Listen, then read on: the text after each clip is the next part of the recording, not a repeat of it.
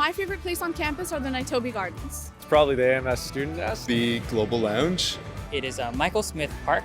The NITEP building and the Longhouse. Right here on the main mall. It's really great to just sit down on a bench along Main Mall and just relax. My favorite building on campus is the Kerner's Library. The totem pole welcoming every student at UBC in front of the bookstore and the Alumni Center, along with the lights that surround it. Probably the AMS Student Nest. It's a really, really cool place to study, to hang out with friends, to go to club events, and to really just relax and stuff.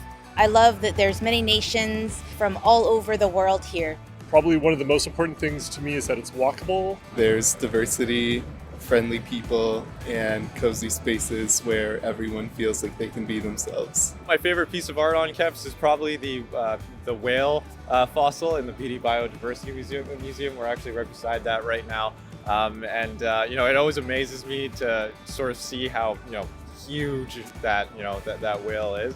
The Riddington Room in IKB, that looks like a Harry Potter room. Kerner Library, especially with the views. My favorite place to go for walks is Pacific Spirit Regional Park. The Longhouse too is a nice place to relax. So right outside the Longhouse there's a beautiful cedar tree, and that's a nice place to go and sit and relax. They're both welcoming environments, and it feels like you're going home to see your family. I would say that my favorite coffee shop on campus is probably Blue Chip Cafe. Being around the world. Probably Loaf, especially because of their huli huli sandwiches.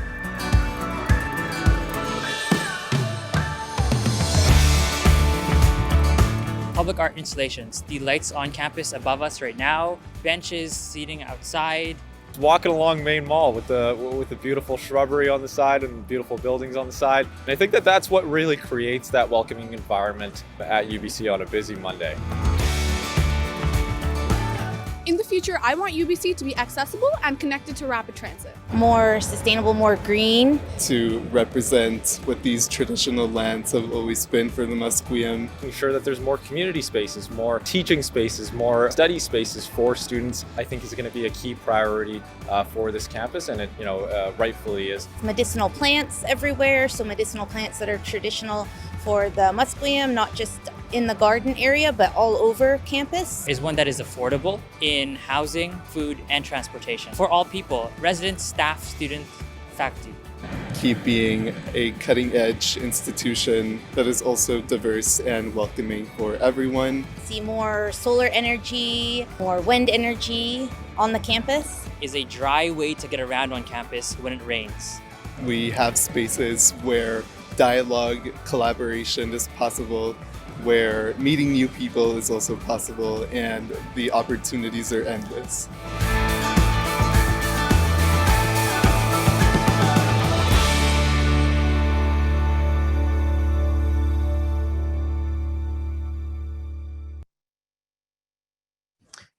Well, hello everyone. My name is Larry Beasley, and I'll be our moderator for this evening. I want to welcome you to what really portends to be a fascinating discussion and our first step in the new UBC Campus Vision 2050 planning program, and we call tonight Let's Imagine. I'm a planner and urban designer with deep roots in UBC. I'm an alumnus, but also a teacher, and I'm supporting this once-in-a-generation planning initiative that will cover all of the university's lands and buildings and facilities and spaces and communities. And we're going to talk about all of that this evening. But before we begin, a few housekeeping items related to our Zoom platform. Let me just tell you a few things. To optimize your Zoom connectivity, please close any other applications you may be running. We've muted everyone to default just to avoid those noise interruptions that you see in the background. For the best experience, we recommend using full screen view in Zoom. And to enable event captioning, click the live transmission button on the bottom of your screen. This event is being recorded, so we'll be able to share that with you later. And if you experience any technical difficulties, please message the UBC IT support staff using the Zoom chat function. So to start this evening, let's celebrate that we're doing this planning with the Musqueam people. which is a huge step forward. So let me introduce right up front, Wade Grant from the Musqueam First Nation, on whose ancestral land UBC is situated. Wade, it's over to you. Well, thank you, Larry. I appreciate the introduction. As Larry has indicated, my English name is Wade Grant. My traditional name is Aquilano. I am from the Musqueam Nation. And I always start off by giving my traditional name because I recognize how important it is to really connect with who I am as a Musqueam person. And I was given that name when I was 15 years old in the Musqueam Longhouse, which is actually not too far away from the main campus. I actually am calling in today from my home on the Musqueam Indian Reservation, just at the mouth of the Fraser River, about 2 kilometers west of the main campus, and want to welcome each and every one of you. I am the son of Tahtanot, Wendy John, and Kayapolano Howard Grant. And my ancestors were the ones that first welcomed newcomers to what is now called the city of Vancouver and the University of British Columbia over almost 200 years ago. We welcomed them at what is called Point Grey at the time. Or at the time, it was not Point Grey, of course. And we welcomed them with open arms, as we have done since time immemorial, making sure that people that came into our territory were welcomed, sharing with them who we are and our history and our ancestry. And we continue to do that to this day. And I want to welcome each and every one of you today that are located within the city of Vancouver, which is traditional territory of Musqueam, and welcome you all and thank you all for coming to participate in this webinar. A very important and long overdue conversation that has included the Musqueam First Nation, who has for far too long been strangers in their own land. Looking forward to changing for the better and positive for my children and my children's children. And I know that this conversation is a first step in doing that. So on behalf of myself, on behalf of my children, Eli and Isla, on behalf of my family and on behalf of the Musqueam, I want to welcome and thank you all for acknowledging the Musqueam people whose territory we are situated on. So welcome, and in our language, Hait Sepka, which means thank you all. Well, hi Sepka, Wade, and I really appreciate that opening welcome. I think that's in the spirit of what we are really going to try to do throughout this entire conversation about UBC, always be welcoming one another. I'd like to now provide an opportunity for an opening welcome by Santa Ono, the President and Vice Chancellor of UBC, and Michael White, the Associate Vice President of Campus and Community Planning, really the Director of Planning for the university. Now, Dr. Ono wanted to be with us tonight, but unfortunately he couldn't be, so he's given us a video. And we'll go to that now, and then directly to Michael after that. Welcome, and thank you for making time to be part of this important dialogue about the future of this campus, where we live, teach, learn, play, and work. I'm joining you today from the traditional, ancestral, and unceded territory of the Musqueam people. Today's conversation is about creating a bold new vision for the UBC Vancouver campus. But before we start planning the future, it's important to understand our past. This land has always been a place of learning for the Musqueam people, who for millennia have passed on their culture, history, knowledge, and traditions from one generation to the next. It's an honor that we have a representative from Musqueam as part of the panel this evening, who will bring a very important voice to this conversation as we continue to learn the values of Musqueam and how to incorporate them into our plans for the future of this campus. UBC's story is a much shorter one, beginning just over 100 years ago. Since then, the campus has evolved in many ways. From the 1950s to the 1980s, the campus grew rapidly. Over the following decades, UBC evolved from a commuter campus with limited services and amenities to the community that it is today. A community of residents, students, faculty, and staff who live, work, and play on the campus. Now it's time to plan for the future. Over the past decade, our campus population has increased significantly. We currently have over 25,000 people living on campus, including myself and my family. With a growing campus community and the ongoing transformation of teaching, learning, and research, we need to plan for the challenges and opportunities that arise from this. We must also respond to critical global forces like climate change, reconciliation, and the changing nature of how we work and how we learn, all while continuing to support UBC's mission to inspire people, ideas, and actions for a better world through excellence in research, learning, and engagement. This engagement process is about having a dialogue about the things that matter to you the most. Thank you, all of you, for taking the time to be involved in today's conversation. Campus Vision 2050 is our opportunity to imagine the university campus and community of the future. Your ideas, your perspective, your hopes, your dreams, and your concerns are critical to this process. Once again, thank you so very much for being part of this dialogue.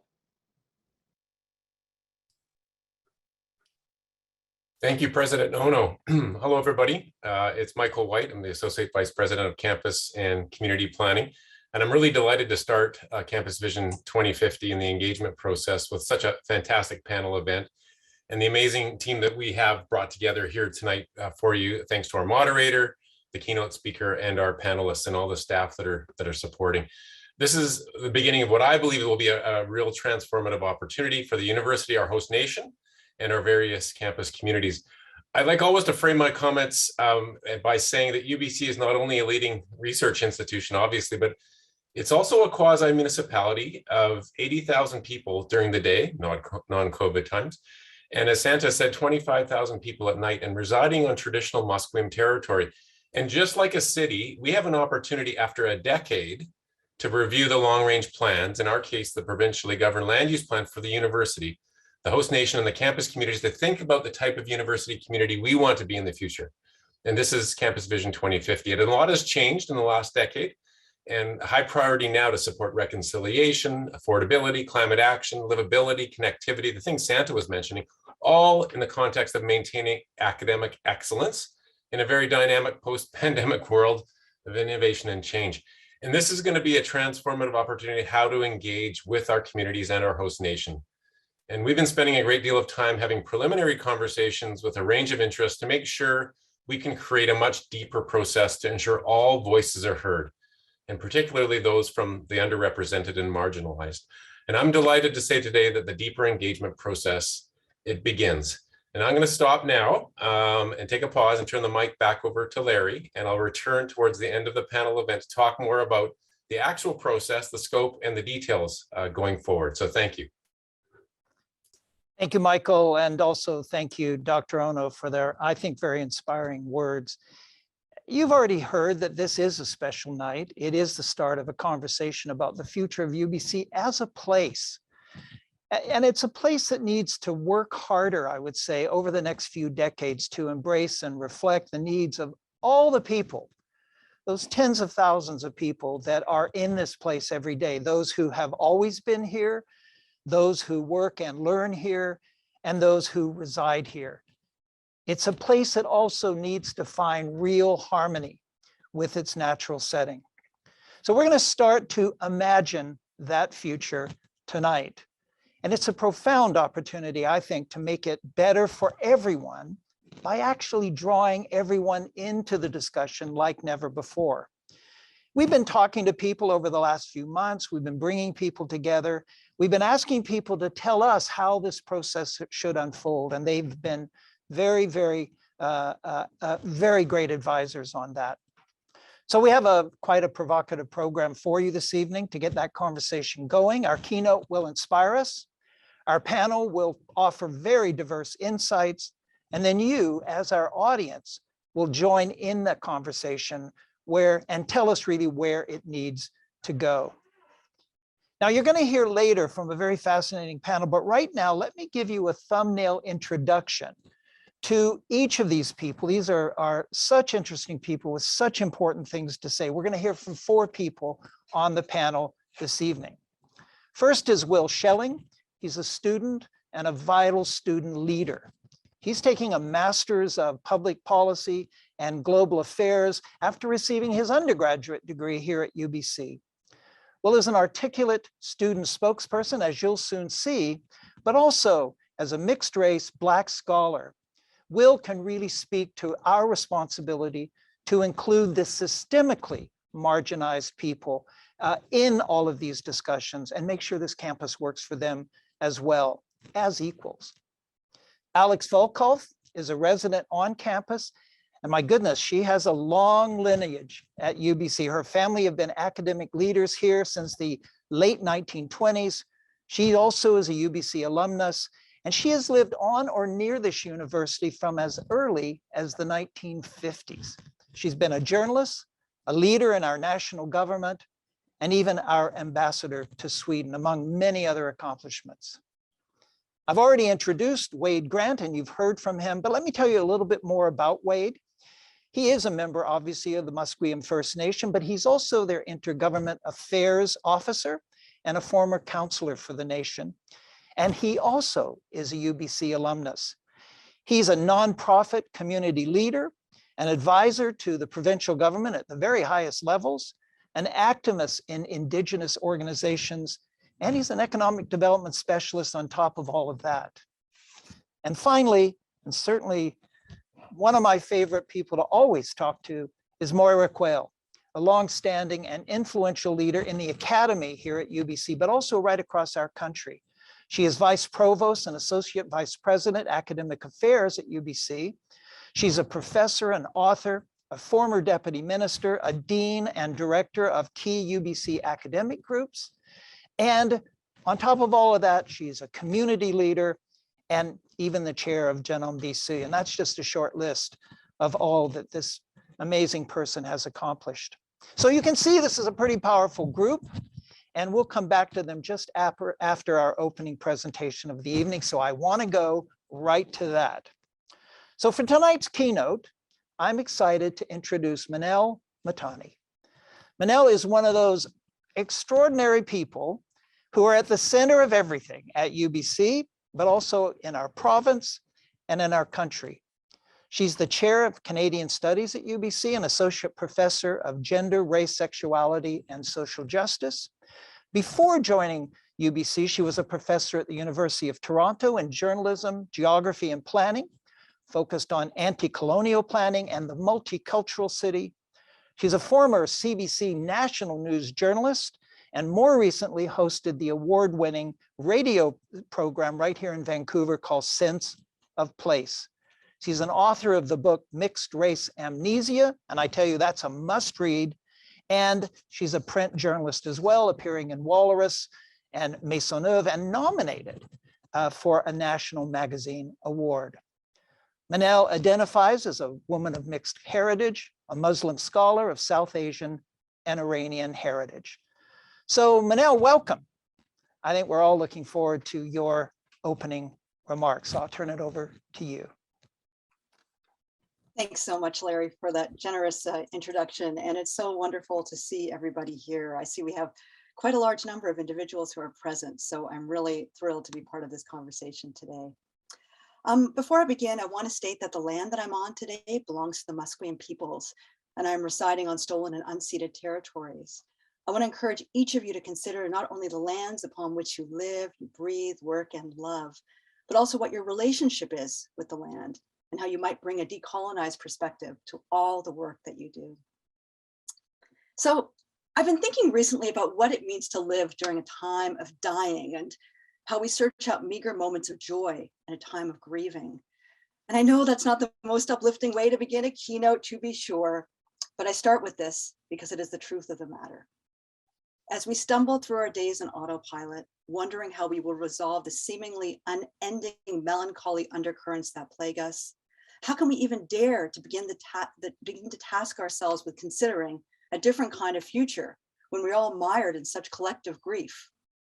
to mitigate against that overwhelming malaise, I've been thinking recently about the power of dreaming. What happens if we make the attempt to dream, to actually allow ourselves to dream in vivid technicolor about what is possible in our worlds? We're all here ostensibly because we are committed to this place we call the University of British Columbia, to dream about its future. And what is dreaming, if not a form of planning? Ursula Le Guin reminds us of the radical power of the collective imagination, and she believed quite fiercely that dreaming could affect massive social change. And I find this idea so provocative because I think we're all here to dwell on the possibility of a beautiful future if we only thought more carefully, consistently, and passionately about what kinds of systemic, physical, and mental barriers could be removed to create a different kind of place for us to learn, live, and build relationships. So I'm going to tell you a few stories about my own experiences in the hopes that you might also take the time to dream about your past and therefore your present and your future. And I'm going to draw from concepts that I cannot pretend to claim as my own. Instead, they are the brainchilds of precisely those people who have enriched our university community in sustainable and sustained ways. These concepts are the warmth of the welcome, as envisioned by my mentor and UBC professor, Dr. Daniel Hebert, and creative serendipity, as understood and created by UBC professor Leonie Sandercock. So how can we think about a return to dreaming during a time of grief? Well, for me, I keep coming back to the question of memory. What do we remember and what do we choose to forget? What offers us wings and hope and prayer when we are struggling through our days? I'm reminded by Milan Kundera, who says, the brain appears to possess a special area, which we might call poetic memory, and which records everything that charms or touches us, that makes our lives beautiful. So today, I want to encourage you to remember those charmed moments by piecing together the fragmented bits of your past, those joyful moments that animated your history, which for some of us feels so long ago, and your own relationship to the university, and how that might inform a different way of dreaming about the past, present, and future. And I'm hoping this might be one way to consider how we build a university on principles of abundance rather than scarcity. So before we go to the future, let's start with the past. And I have to admit, a bit tentative about revealing this to all of you, but I've always felt a bit like a trespasser at the university. And, you know, in some ways I still do. I've been chasing this unattainable mirage of the ivory tower for as long as I can remember, romanticizing the university from a very young age. My first encounter with anything that even coarsely resembled a university was between the pages of a graphic novel my father would give me as a child. Those books, for some of us of South Asian descent, became a mainstay of our childhood, called Amar Chitra Katha. Between the pages, I read about Rabindranath Tagore, who some of you might know. He was a poet, a painter, a short story writer, a playwright, and novelist, widely regarded as one of the greatest modern Indian writers. Winning the Nobel Prize for Literature in 1913, he was born into a wealthy upper caste Bengali family during the period of the British rule. He became friends of the founders of independent India, Nehru and Gandhi. Educated by private tutors, Tagore went to study law at University College London, but he dropped out after a year. He developed an intense dislike of conventional Western education and put a great deal of energy into establishing a school and later a university at a place in the poor rural hinterland of Bengal called Shanti Niketan. Now, in my dog-eared comic book, the image of his educational haven was remarkably alluring. Classes were held in the open air under the shade of huge mango trees, and students and tutors traveled by bike to keep pollution at bay.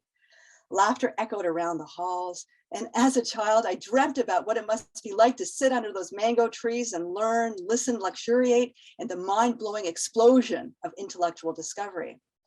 So it was really ironic to me that I followed in Tagore's footsteps many years later, traveling to University College London and dropping out after a year too. When I arrived in London and stepped onto the campus, it was very clear to me that I would not be welcomed warmly. A myriad factors, some of which had to do with racism, but also issues around housing, feeling unsafe, and the challenge of financial stress made it impossible for me to stay. I did up returning stubbornly a few years later to finish the PhD though. Now, what that experience did for me was remind me of the importance of the warmth of the welcome in the university environment. And that's something I want to explore with you for a few minutes, because as the early video showed, a warm welcome matters. Now, I first came across this phrase from one of our own, like I said, Professor Daniel Hebert in geography. He's been a mentor of mine who has supported my career development since I was a postdoc here back in 2000. He always said to me that we need to think about the warmth of the welcome for systemically disadvantaged individuals, and I fervently believe it. Anyone arriving on a campus for a first time will garner lasting impressions from a campus, and these impressions are forged by gauging the spirit, the morale, and vitality of the environment. But how can we assure the warmth of the welcome for systemically disadvantaged community members when we actively demonstrate our stated commitment to their place in its polity? This is one question I hope we will consider as we develop a strategic vision for our campus. Now, it's not only a warm welcome I'm concerned about, of course, I'm also concerned with what it means to create welcoming spaces that are sustainable, life-affirming, joyful, unique, and, dare I say it, unpredictable. And to that end, I want to suggest that the university is the ultimate site for serendipitous encounters. How many of us have taken a leap of faith and decided to embark upon a career change based upon something we suddenly heard uttered in a class or from a professor during office hours? Or maybe it took place in a random exchange with someone at the nest. For me, I can trace back the exact moment I decided to become a geographer to a class I took at Harvard Summer School back in 1988, when John Stilgo, a professor at the Graduate School of Design, came up to me as I furiously scrawled notes from his animated lecture. He approached me when I was sitting in front of the lecture hall, peered at my notebook and mused, "Huh, interesting. You must be Canadian. I can tell from the way you're writing in your book." I was in shock and a little awed, so was the rest of the class. And that led me on a journey to discover how it was that he made these seemingly random connections. Maybe you too remember the exact moment when you stumbled upon the right person at just the right time, who opened up a door for you and your thinking, your path forever changed. And that's what universities do. It's not just about what we learn, it's about who we meet there. Universities create places for unanticipated exchanges through creative serendipity. Creative serendipity. Now, this is not my concept, of course. It originated in the mind of one of our own professors, the celebrated professor, Dr. Leonie Sandercock, who teaches here at SCARP. I remember the first time I heard this phrase. It sounded almost magical. It brought together two of my favorite things, I have to admit, to be creative, innovative, open, and excited about the possibilities, and serendipity, the idea of fate or meant to be scenarios.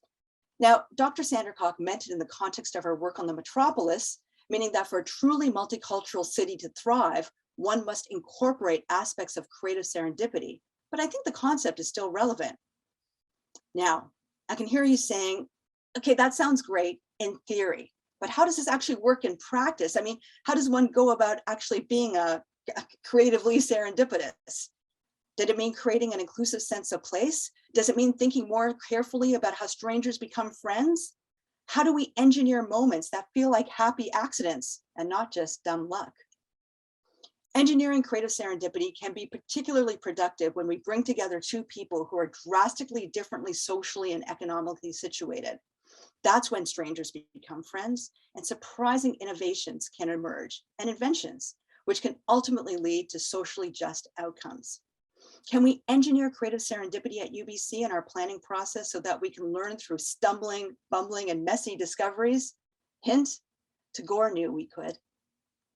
Something I've been thinking about recently in my work on what we call EDI, or equity, diversity, inclusion, is to consider how we improve the experiences of international students at our universities. What can we do to ensure that first-year students from places like China and India feel more welcome in their new homes? Now, a study shows that not having local friends is cause for sadness among international students, and that their first-year grades are a little low. How do we encourage higher levels of belonging and better grades? And I've been thinking about something called maybe match-up, catch-up, where first-year international students could be paired with fourth-year local students. Those serendipitous partnerships can lead to long-term friendships and informal sharing of knowledge. To engineer creative serendipity, to make room for coincidence to occur in our lives, we have to cultivate the art of serendipity by bringing together people who might not normally meet them. And I think this involves some radical planning choices. Now, as a geographer and a planner, I'm continually committed to thinking about how we build scaffolding that reflects a feminist, anti-racist geography, a geography that is truly inclusive. As a young high school kid at Harvard Summer School, I remember that distinct feeling of delight when I found what I didn't even know what I was looking for. And that's how we finesse the art of making accidental and mysterious discoveries that might just lead to magical outcomes. I want to end on the words of Bell Hooks today, who sadly left us earlier this year, and had a dramatic effect on my thinking as a scholar. She said, and I quote, "I think that part of what a culture of domination has done is raise that romantic relationship up as the single most important bond, when of course, the single most important bond is that of community." Community. My colleague, Chris Ray, a faculty member here, tells me that we need to move away from atomistic thinking. He says that we need to think about how we nourish and nurture family flourishing at UBC. And while he meant actual families, I also think his wise words could be extended to thinking through families writ large. We're all here to create a different kind of inclusive community, and that involves committing to a different kind of relation with one another. Goodness knows the pandemic has brought home the fact that our fates are intertwined with those of others, and we need to act responsibly for all our sakes. That is why I hope we can join together to forge vibrant constellations of care for all our futures. We are all in reciprocal relationships. Those relationships are duty bound and ought to reflect a particular ethics of care. And of course, all this is happening somewhere in a place on a land that belongs to the Musqueam, and the task in front of us is how we navigate building this ethics of care in ways that respect and revere Indigenous knowledges and ways of being, and how we uphold our collective commitments to Indigenous participation in decision-making. I look forward to hearing my esteemed colleague, Wade Grant, speak about this issue later on in the panel.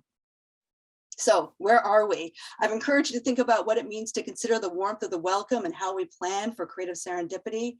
My last point is how we conceptualize intelligence at the university. You know, on one hand, it's impossible not to think about intelligence in scholastic terms, you know, the complexity of an erudite idea, a grade, our official university rankings. But I wonder if we might rethink the concept of intelligence as we consider the process of dreaming. I can't help but come back to my childlike recollection of Tagore's vision. Tagore dreamt of a place of learning unfettered by religion and regional barriers. He wanted education to go beyond the confines of the classroom, modeled on principles of humanism, internationalism, and sustainability. He developed a curriculum that was a unique blend of art, human values, and cultural interchange. I loved that then, and I loved it now. The great thinker Susan Sontag once said, and I quote, "I don't care about someone being intelligent. Any situation between people, when they are really human with each other, produces intelligence," end quote. And I think it would serve us well to consider what kind of relation is possible between all of us in this place we call UBC, even while we are situated in wildly different socioeconomic political locations. So to end, let me return to where I started, the question of grief. You know, at this moment, it's hard not to feel powerless, as if we have no control. For so many of us, that experience is so palpable. But through this process we are kickstarting today, we have a small but crucial opportunity to intervene. My colleague, Ruthie Wilson Gilmore, once told me, "First we infiltrate, then we innovate." I've always loved this idea, and I hope you do too. I'm hoping that through the process of rethinking intelligence, of infiltrating and innovating, we can dream together to imagine an entirely different kind of equitable future here at UBC. Thank you so much for listening to me today. Minelle, those are wonderful words. I have to say, they really touch my heart.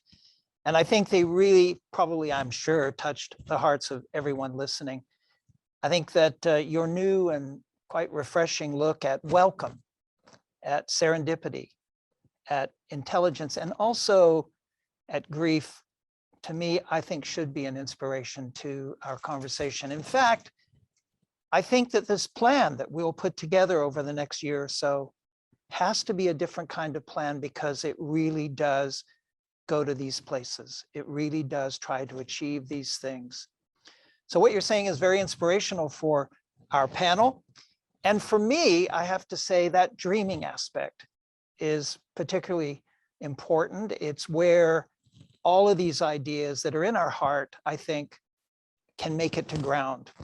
through that dreaming. And we have to dream before we get all the technical stuff going. We have to dream, and we have to commit ourselves really to the dream. And that's really what I want to start to talk about tonight. I love the fact that you're a great storyteller.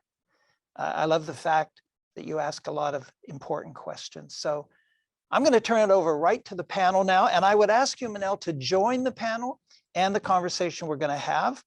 But by the way, to the audience, very soon, I'm going to be opening the floor to your questions and comments and really turning this into the conversation that you want it to be. So gear up for that. And remember, you have to put your questions or comments into the Q&A app, I think that's there. So, but right now, let me go to the panel. And to start, I'm going to do a structured thing. I'm going to ask each one of you to comment on this first commentary, and then we'll just open it to a much more organic conversation. So what is your reaction to Minelle's themes?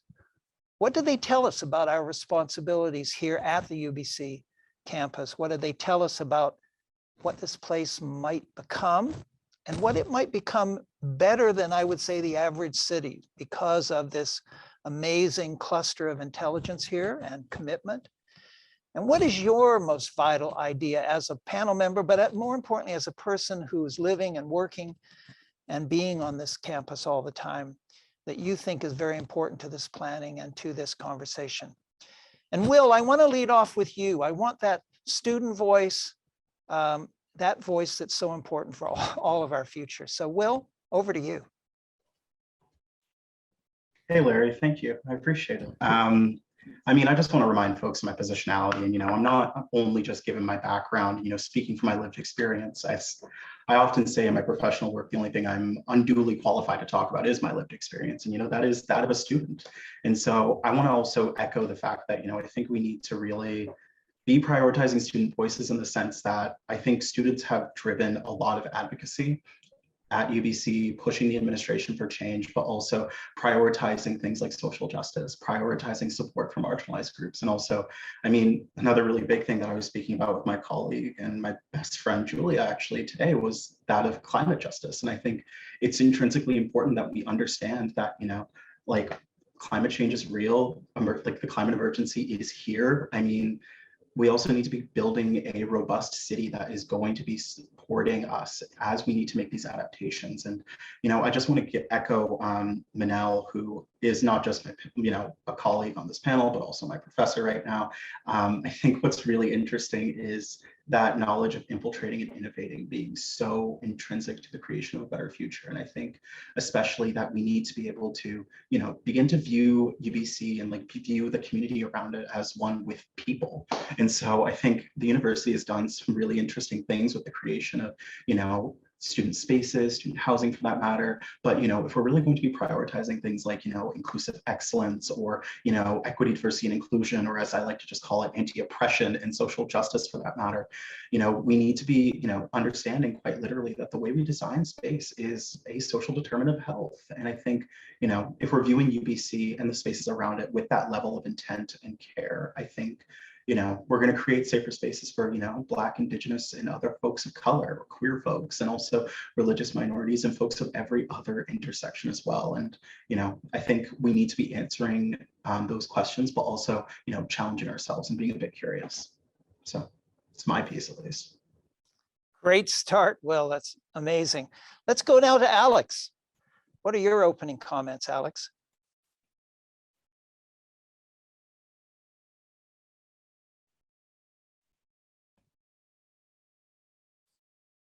Alex, are you muted? There we go. Okay, let's start again. Thank you. Thanks, Larry and Minelle and Will. Certainly isn't easy to follow such inspiring speakers, but I'll try. First, why am I here? For the last more than 10 years, I've been one of the approximately 13 to 14,000 residents who live on campus, in addition to about the same number of students living here. But I have a longer history, as Larry said, dating back to the 50s and 60s, when I grew up in the university endowment lands as a UBC brat, using the campus as my playground. That means I've seen the campus change over a period of 70 years. So looking ahead to the next 30 years shouldn't be too much of a stretch. And I appreciate what Minelle asked us to do, which is to think about fragments of our memories. I remember when there were cows in the old barn, not coffee cups, and totem poles in Totem Park, not buildings. I've seen buildings that were put up when I was a teen, torn down to be replaced by new ones. Not exactly, I would suggest, a sustainable practice. I would hope for the future that we would build more sustainably and for the long term. And that's the reason we have to think really clearly about what we would like our heritage for the future to be. I love UBC, and I want so much to believe that UBC will be like those old universities in Coimbra in Portugal, or Padua in Italy, or Fez in Morocco, or Cambridge, when we too have a few more 100 years under our belt. Minelle, you've invited us to dream, and yes, I do have a dream for UBC. I see it not as a university and a community, but as a university community. I have to give President Santaono full credit for being the first president to recognize that he is not merely a president of a university, but, as Michael said, also a mayor of a small town. Actually, not so small. If you look at only the nighttime population, we're already a town almost the size of Campbell River. And if you look at the daytime population, we are already bigger than New Westminster. He was also the first, in my experience, to ask publicly the question, when does bigger get too big? So yes, a mayor too, albeit I have to say, and I think he'd agree with this, a feudal mayor, as the residents here have no voting power, but thankfully a benevolent feudal mayor who from the beginning has taken the time to consult and communicate with residents, the very first UBC president to do so. So my dream is for a livable university community, not dissimilar to the one I grew up in. When I grew up, the UEL was filled with faculty and staff, and there was a true sense of community.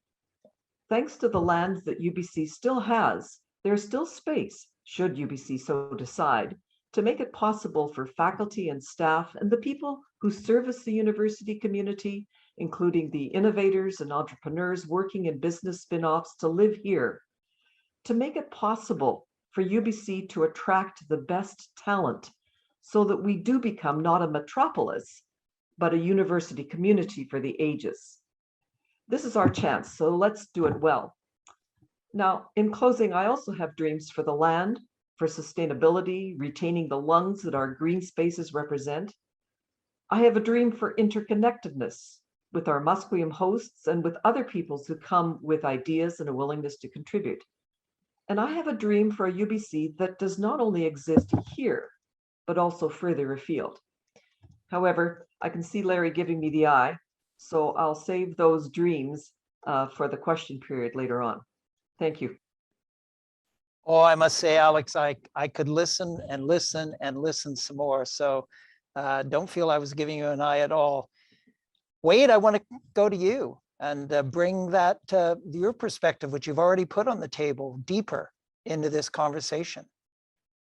Well, thank you, Larry, and thank you, Minelle, for such wonderful words to open us up with, to allow us to carry on this conversation. And one of the things that really stood out to me, and as you spoke and I was thinking about, is your statement about us growing up in a time of dying and what that means. And what that means to me as an Indigenous person who lives so close and grew up so close. I guess I was growing up in a time of dying. I grew up with the dying of my culture, with the dying of my language, with the dying of my dances and my songs. But this dying was not self-inflicted by the Musqueam people. This dying was inflicted by generations, decades of policy by government and other institutions. And unfortunately, I have to include the University of British Columbia in that when they first opened up. That land that we still stand on, of course, is unceded territory of the Musqueam Nation. And at the time, nobody from Musqueam would have been allowed to go to the University of British Columbia because it was against the law for Indigenous people to go to university. You know, I could be angry, and I am angry. I could be frustrated. I am frustrated. But I've been taught by my elders and my ancestors not to be vengeful, to look for solutions, to be able to stand on their shoulders as they told me to go out and make our lives better. Not just our lives as Musqueam, but those that now call our territory home. When I grew up, I only looked at the University of British Columbia as a place I would take the bus down to go swimming at the aquatic center.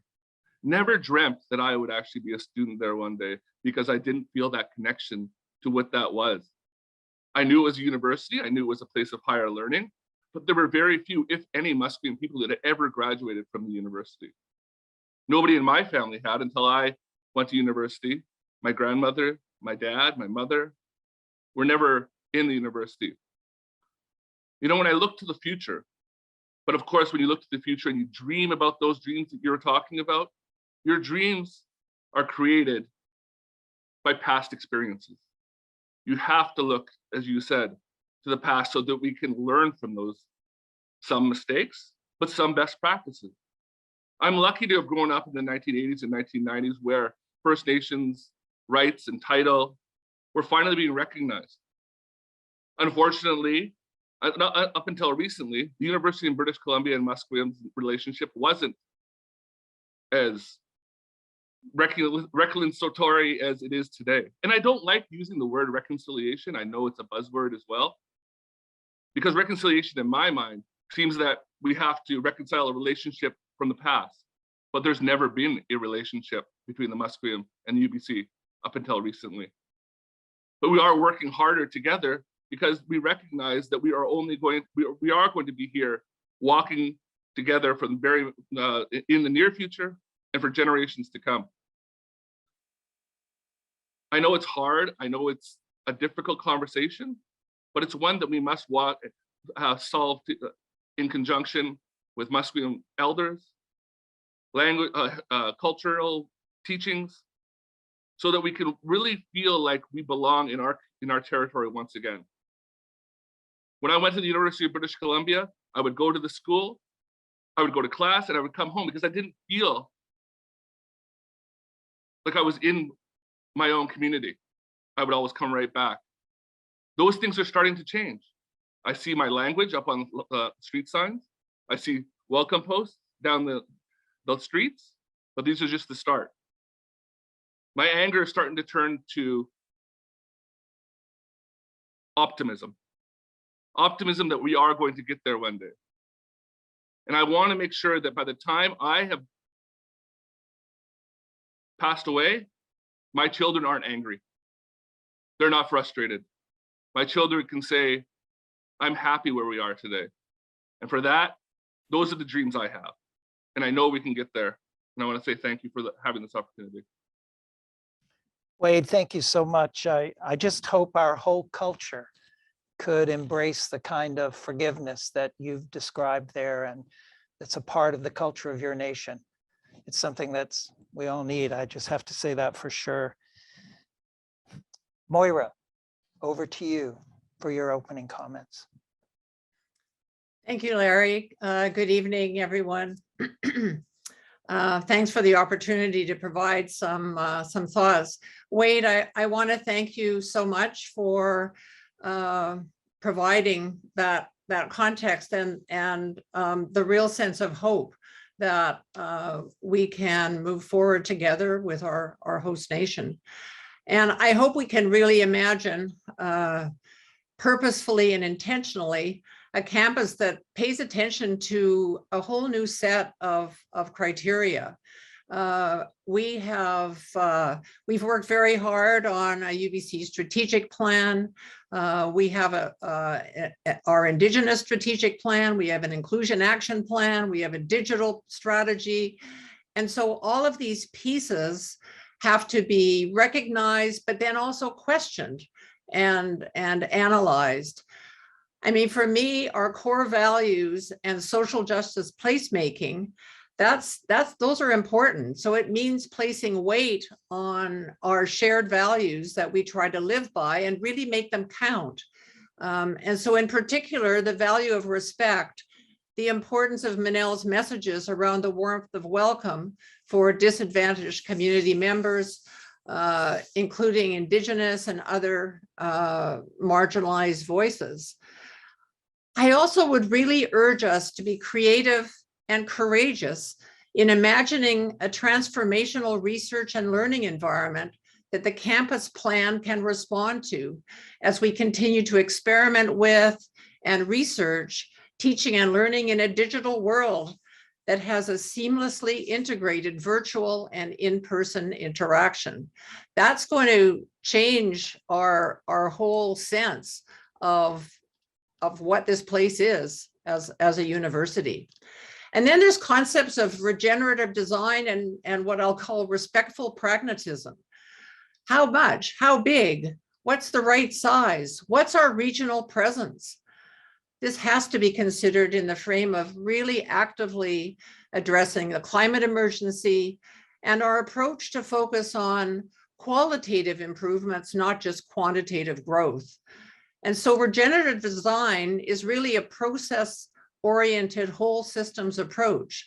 It's about restoring and renewing and revitalizing and paying attention to traditional knowledge and bringing all those values together. I mean, let's explore, what does a decolonized campus look like? What does it look like? What does a campus look like that is paying attention to the climate emergency? What does a truly accessible campus look like? I'm also hopeful, because I'm kind of a process person, I'm hopeful that the process will invite us to ask some really challenging questions. What does it mean to be a public university today and in 2050? How do we express a just and civil society in that physical landscape? What do we keep what we like about the campus? What do we modify that meets the needs of our evolving societal demands? And what do we drop because we don't like it? And what can we create to make it better? I think it's really imperative that we listen to each other and decide on trade-offs. We have to check on our assumptions and test them. We need to scale conversations with each other, with people we agree with and people we don't agree with. How do we revive this whole idea of citizenship generally as part of this process? And principles are important. We need them to help us guide good process and keep us on track. And ideally, the process allows us the joy of experimentation and testing, maybe using short and different scales of scenarios. Can some experiments help us design for future unknowns? Can some experiments help us make the big campus smaller and more neighborly? It's interesting, I was involved many decades ago in the development of our first official community plan. That was the time of reimagining UBC Farm and subsequently saving the farm. So planning processes like this one are incredibly wonderful opportunities for community building, for debating, for dialogues about the future. So I really want to make sure that we take advantage of Campus Vision 2050 as an opportunity to do just that. Thank you. Wow, thank you, Maura. You know, as you've all spoken, I've come up with at least 5 amazing directions that we could probably discuss for the next hour or 2 hours or 3 hours, but I know we only have about the next 20 minutes. But I want to get into them, and I want to bring some of this maybe to ground a bit. The first one has to do with all of your comments about, well, about the environment and about our responsibility for, you know, dealing with climate change, but also bringing ourselves much more in line with ecological systems. So let me pose the question, and I think I'm going to ask Alex, or I should say Wade first and foremost, and then also Moira this question. How many people can live on these lands? What kind of population can we accommodate? On the one hand, Wade, you talk so much about, and rightfully so, about the delicacy of this place, but we also know it's a place of growth, and it's a place where the university wants to be an international force. And how do we find the balance, and what matters in that? So Wade, can I ask you to take that first, and then over to Moira? Well, thanks, Larry. And, you know, having been a part of Musqueam's chief of council for 10 years back in the 2000s and early 2010s. Some of the biggest issues that came to light was Musqueam's return of lands, not at University of British Columbia, but the University of Endowment lands, the UBC Golf Course and Laleham, where unfortunately during the time Musqueam had to go to court to have those lands returned and being able to be a part of the growth of the university and the university endowment lands. And a part of that, of us moving forward with that, was to ensure that we did it in a environmentally sensitive and conscious way, so that we could ensure that yes, Musqueam would like to grow their economy, but also, do it in a sensitive way. So there is opportunity for that, but I don't think that it's carte blanche to be able to build as much as possible to make as many people live in that area. And Musqueam took that forward, and it's something that the nations, the First Nations, the host nations have taken on as a philosophy when they're talking about the lands that they have. But coming with respect to the campus and the environment, if you actually go down to the bottom of the peninsula, you'll see, and if you look back at old photographs, the mouth of the Fraser River did not look the way it does.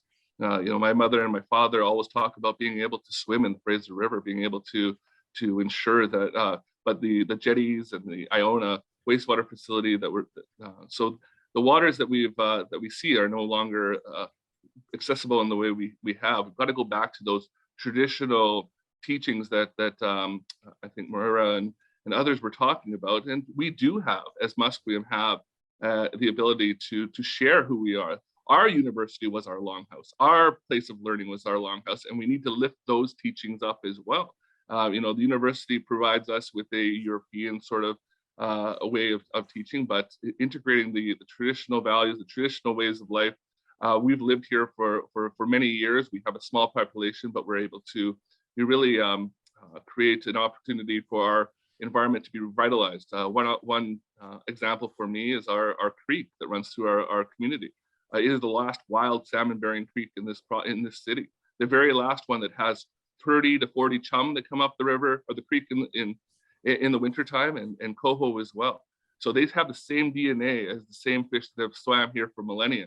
So why are we not reaching out to Musqueam at the university to say, yes, we are here a place of learning, but we also want to use and really harness the teachings and the education of the Musqueam people. And I hope that is something that we can do, so that we can walk together and create a better place for us to live in harmony with the environment. And I think that talks about a different kind of process, doesn't it, Wade? It talks about a process where you tap into what were the things 300 years ago, 500 years ago, that your people were doing to make sure their environment was there for them, to make sure their environment was working for them, that it was being renewed, that it wasn't being diminished. And I see that as a process thing that might become very important. Moira, what do you think about this idea of the population and the growth of the campus? Well, Larry, one way of looking at that question for me is how does a public university like UBC serve the population of British Columbians? And that then relates to our students, and our students are changing. And I'd love to have Will talk a little bit about this as well, because I think our students are going to continue to change in the sense that people are going to be continuous learners. And so they're going to be coming back to UBC to reskill, to change what they might want to be doing. And that says something quite different about our population. And it says something quite different about our mode of delivery and our education opportunities. It also says something to me about our regional presence. We now are looking in an excited way about UBC in Surrey. And so how do we think about, and it refers a little bit to when I said, how do we make the big small? How do we create the campus that's really comfortable and engaging and welcoming? And I'm not sure that that's by adding thousands and thousands more students at Point Grey. It might be something quite different. Or it might be that we use the weekends in a different way, because in fact, if I'm got a job, but I want to reskill, I can't come back full time. I've got to come back as a part-time student. And right now we desperately need more flexibility as we look at that student population and what that needs. Yeah, you know, what really resonates for me to think about, and I think it's so relevant to the planning process, is that making the big small.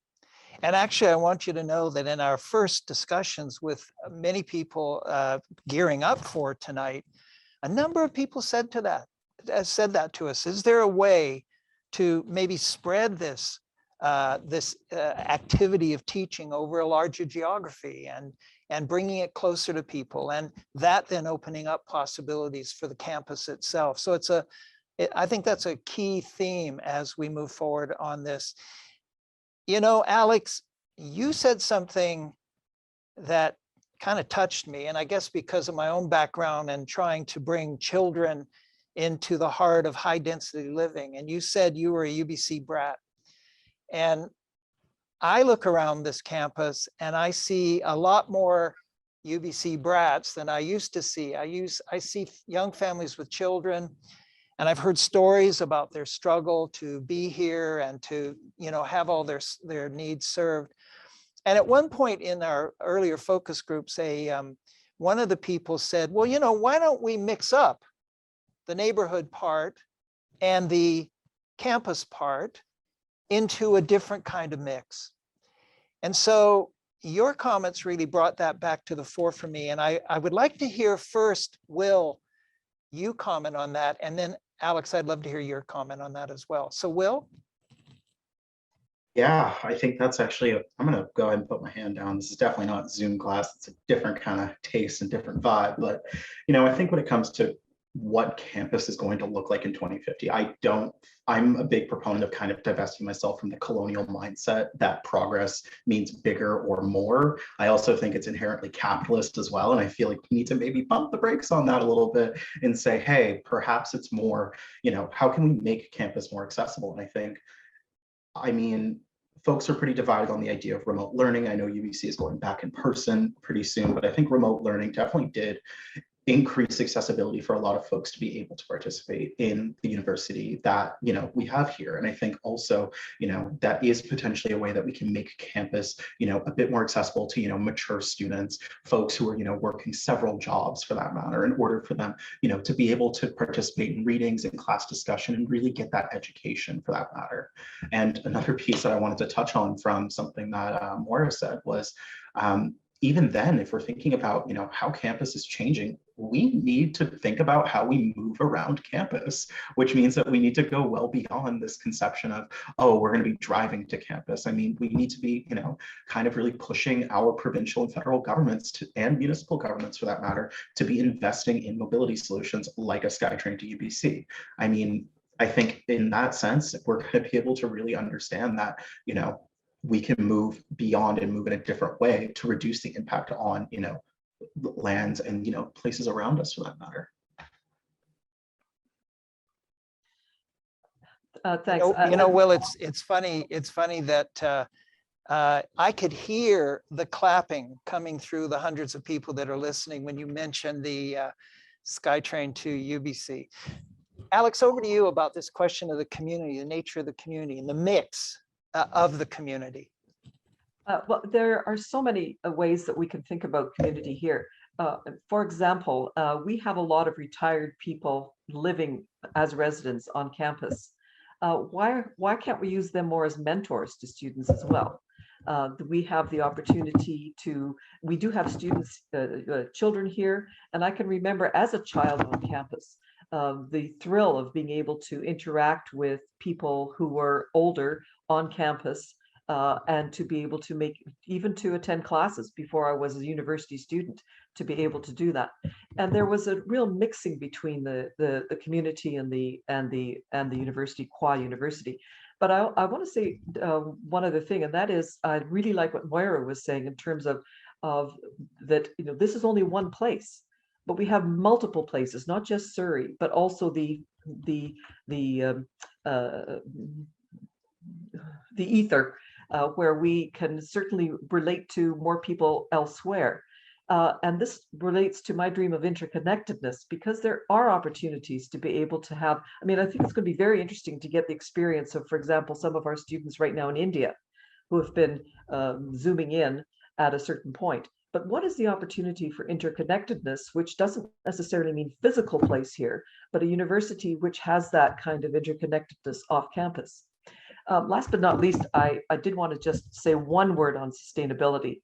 And that is, it's very interesting to have listened to the students who were and others who were talking in the little video at the beginning of our session, and also to look at many of the pictures that the campus community planning uses for promoting UBC. And if you look at those pictures, you're going to see a lot of green. And you can see that that is what's prized, that is something that we recognize is one of the wonderful parts of UBC here. That you see people gathering in those outdoor spaces that the students talked about.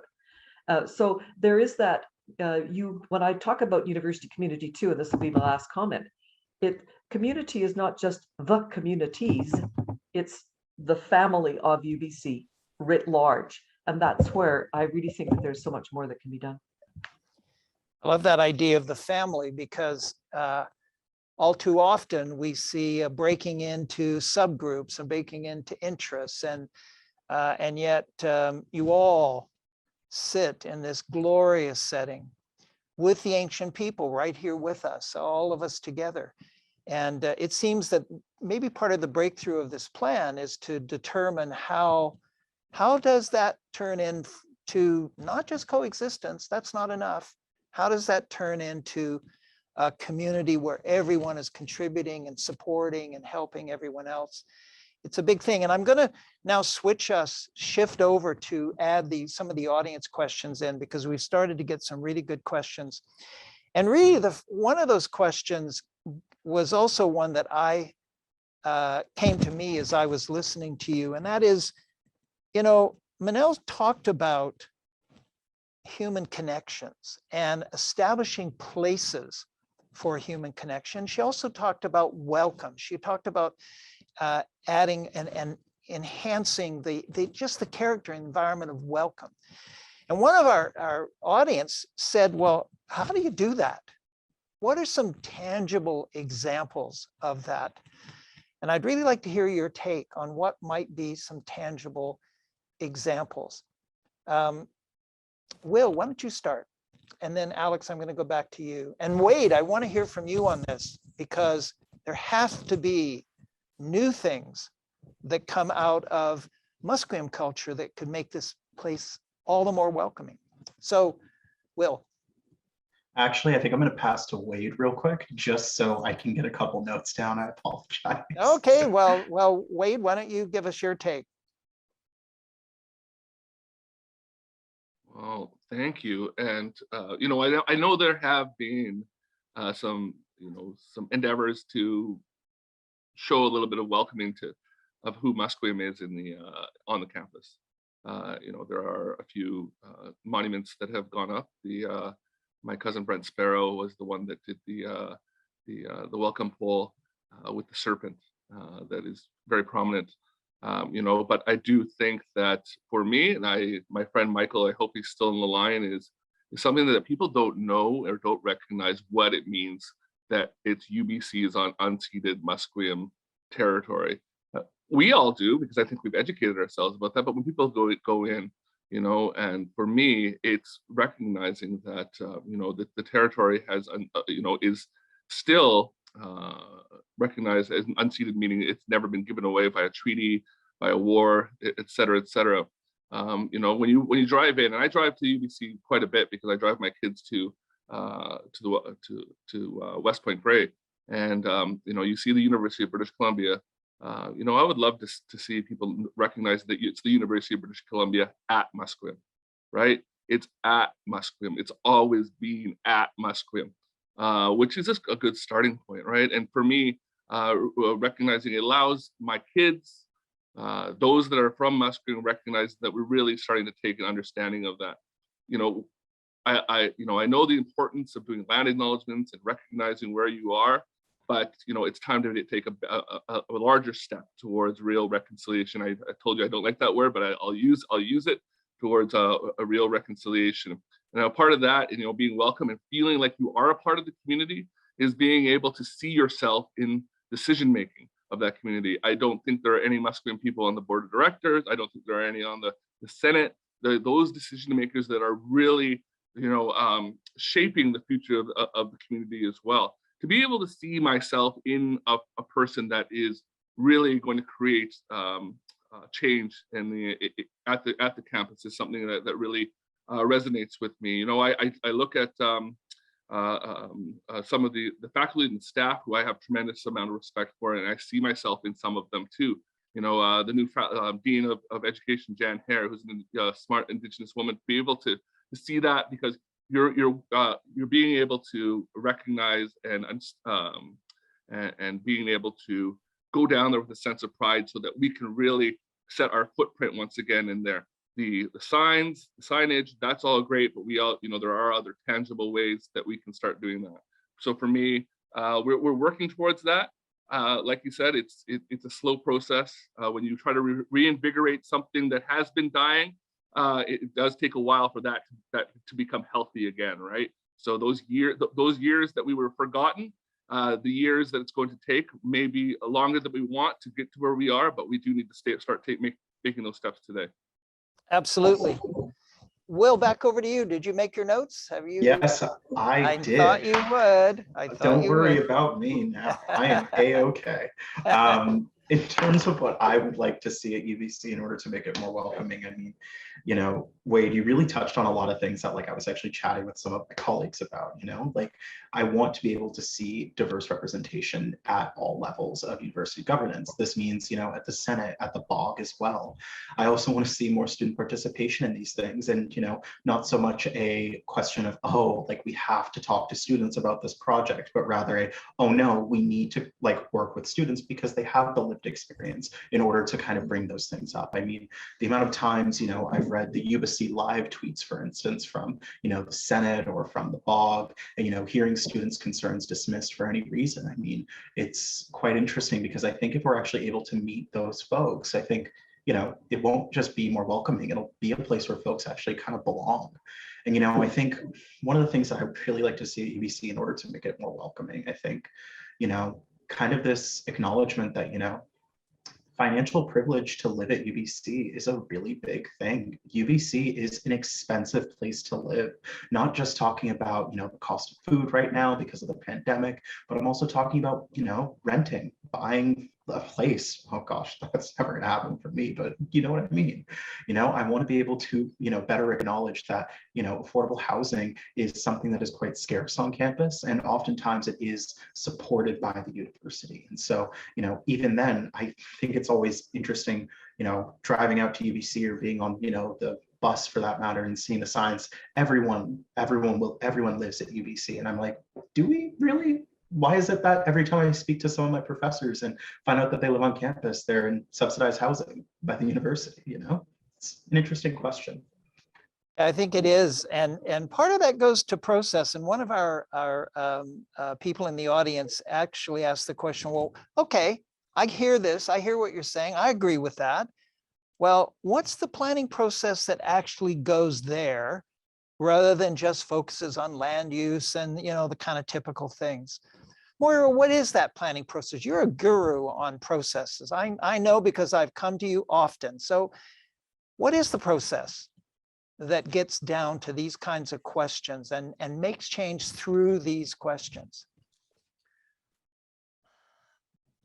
Well, I think that the kind of process that we need to design for ourselves, I'm going to use the word has to be radical. It has to radically change what has created a highly colonial university. The landscape, what it looks like, how it's designed, how it's built. So I think that when I listen to Michael talk about Campus Vision 2050 and the fact that we are closely working with Wade and his and the Musqueam, that we seriously need to change the process, and it might mean that we actually have way more difficult conversations than we might be comfortable with because of this huge shift in how we think about our landscape, how we think about our teaching and learning, how we think about the world since the pandemic.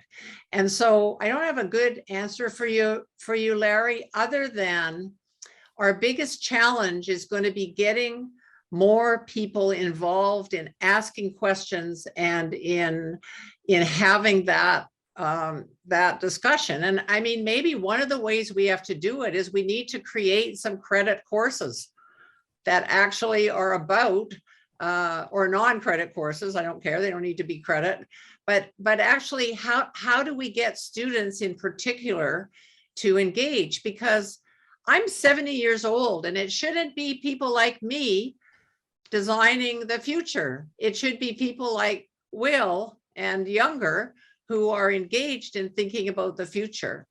So I think those are the kinds of shifts we need to make in the process.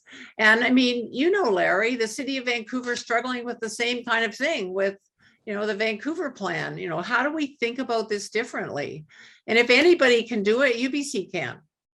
I really think so. And I think that idea of tapping into this great wealth of creativity, but also what I would say sense of responsibility that I don't often hear in an average community planning process that I've heard from tonight is maybe part of that solution. I think that we have to identify that as one of the things that really has to be remembered from tonight for the process moving forward. I want to get to a question that Murray McCutcheon, one of our audience members, has asked, and I think it's a very important question. Maybe it's just my bias hanging out again, but he's asked this: reflecting on the importance of nurturing families and making sure they flourish, how should UBC think about the design of its future neighborhoods to promote this? An amazing question. Alex, I'm going to go to you first, but I hope you'll all want to comment on this. Thank you very much. It is fascinating living on campus and watching, for example, the Jim Taylor Park, where we have a very livable community, one that you see the children in the center. And this is probably the best place in the entire campus of seeing the link between where the university students are coming with their laptops and they're sitting plugged in at beams around the world, and then you're seeing the families playing around them. And it becomes, if you actually visit that part of campus where you have green space and you've got the extension of Main Mall, but it's a quiet place without cars, and you're nurturing the families there, but you're also giving them exposure to the university at the same time. First and foremost, I take Will's point. How can people afford to live here? And what scares me is, in fact, chasing very good talent away because they can't afford to live close to the university. Yeah, I think that's certainly a recurring theme here, and I wonder what mechanisms would be new mechanisms for affordability, maybe mechanisms that can't be undertaken in a normal community that might be taken here. Does anyone have any thoughts on that? Minelle, you've been kind of quiet. I'd like to ask you what you think that might be mechanisms to bring affordability back into the equation in a much bigger way, because you've said it, Will said it, Wade said it, you've all said it. but let's try to get down to what that might look like. What could we do? So why don't you give us a take on that, Minelle? That's a very big question, Larry, and a really complicated one to dig into. But let's start with this. You know, there's those of us who are on the panel, particularly people like Will and I and Wade, you know, we're very concerned with experiences of systemically disadvantaged people. And we know they are the ones who are disproportionately affected by this ongoing inability, this inequality around their status on campus. So even just thinking about this issue around family flourishing, which I'm really grateful to Chris Ray for pointing this out to me to help me think about families. I mean, I was just thinking about something as simple as childcare, right? I mean, we do offer childcare on campus, right? But the people who have access to it are all faculty and some postdocs, if you're lucky. I think maybe graduate students, but I'm not even sure about that. So even then, thinking about some of that, I think that's important. How do we open up childcare to other community members as well? Is that a possibility? What could that even look like? I have a lot more questions than I have answers, Larry. Yeah, and you know, I'm hoping that this process will start to explore some kind of unique things. Number one, the share economy. Elsewhere in the world, people are finding way more interesting ways to share things and therefore bring the cost of their living down. Number two, that this is a university that, well, it owns all the land. It's has an authority over land that you wouldn't see in a normal city, and what might be made available. Number three, to me, the Musqueam have a stake in this land. It's a real stake. It's established in our Constitution. And what might you do, Wade, and your community to deal with this affordability issue? These, to me, are right at the heart of how we take the best intentions that we've all talked about today and bring them to ground in a plan that is different than you might see elsewhere. Wade, any thoughts from you on this affordability question? Well, I don't want to speak on behalf of the Musqueam Nation. I am a member of the Musqueam community. I do think that Musqueam does have a vested interest in, of course, the land and of the University of British Columbia. But more importantly, the vested interest that we have on land surrounding the University of British Columbia that we're able to actually access right now. We're not able to. We don't have any say over how you're developing or you're creating new opportunities for families, et cetera.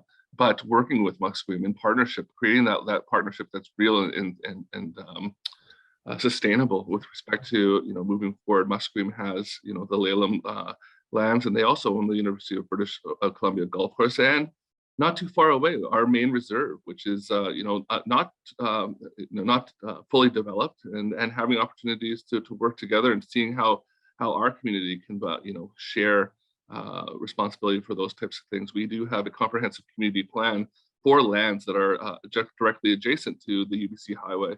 There's that large forest area and those types of things. And how do we move together in harmony? Because though that highway is the bane of my existence when I try to bring my kids to school.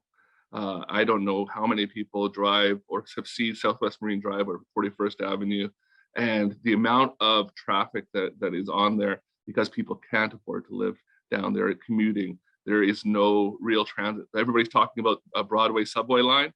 Look at 41st and Marine Drive, and every day it's backed all the way up to the Arthur Line Bridge on some days.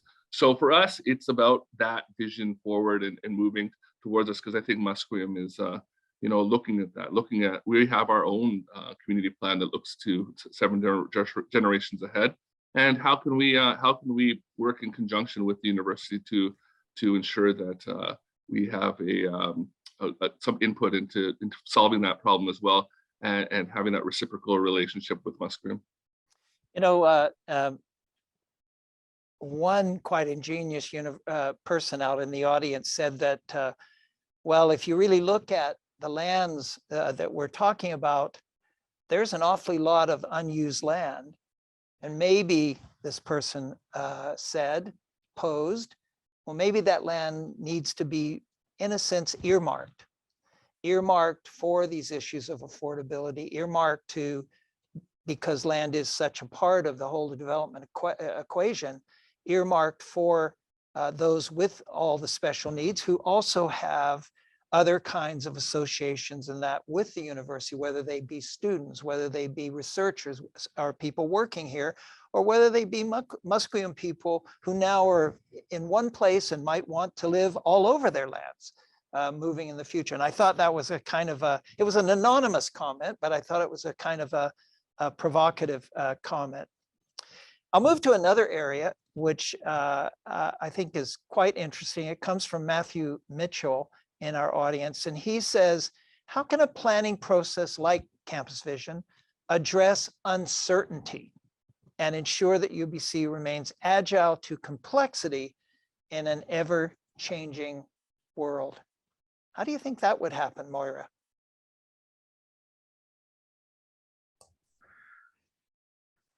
Well, I think it's one of our biggest challenges, and I guess to me the first thing that comes to mind is how we think about adaptability and flexibility, and as I was talking about regenerative design and thinking from a sustainability perspective on how we can stay flexible through thinking about, I think partially thinking through scenarios. Scenario planning is a kind of a useful way of being able to imagine many different kinds of futures, and in a sense then build in some pilots and do some experimenting. So I guess that's partly what I feel is the way that we can think about the unknown and think about, well, what if X happened? How would we adjust and adapt to that? So maybe that's one way.